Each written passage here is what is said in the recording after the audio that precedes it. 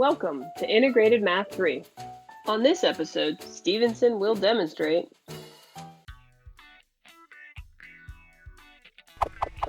now that we've practiced factoring quadratics when a is 1, what happens when a is not 1? Well, if you understand your method, or at least know your method, then the changing of a won't impact you. So first we're going to start by finding our ABCs. A is 2, B is -9, and C is -5. I'm going to do A times C, so 2 times -5 is -10. B for bottom, so B goes on the bottom here, so it's -9. Now let's do some thinking here. My product is negative. When the product is negative, that means the signs must be different. So one of these has to be positive and one of these have to be negative.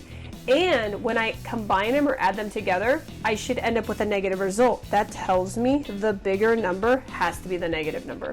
So let's talk about 10. How many ways can we make 10? So we can do 1 times 10 and 2 times 5. That's it. Which of these two pairs or combinations will give me 9? Hopefully you picked 1 and 10. And we already figured out the bigger number has to be negative. So 10 is negative and 1 is positive. Next, let's go to our factor box.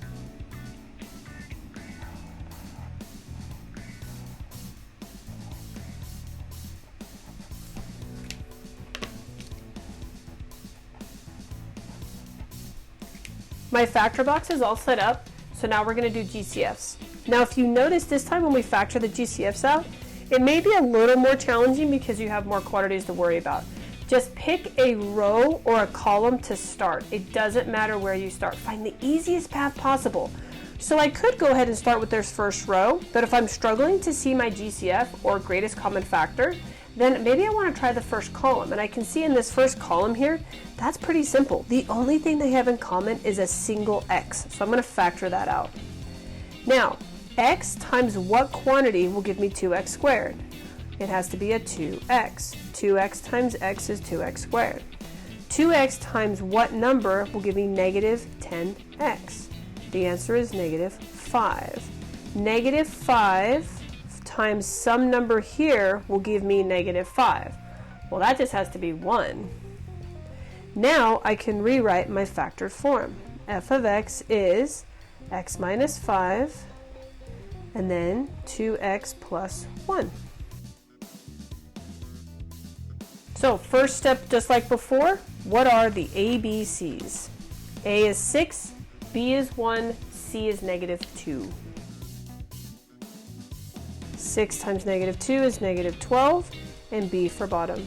My product is negative, so just like before, my signs must be different.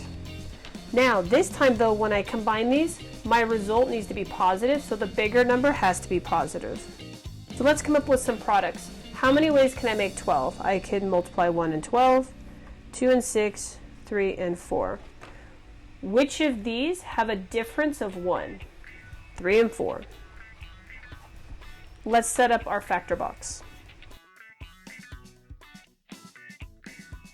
Now that it's set up, we're going to factor GCFs out.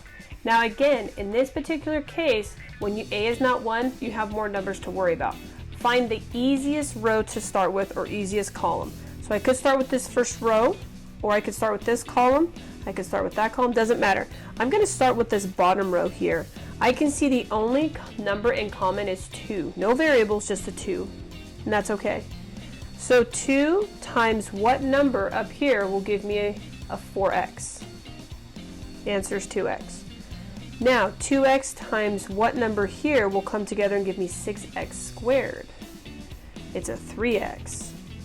Now 3x times something here is going to give me -3x. Well, the only thing different is -1.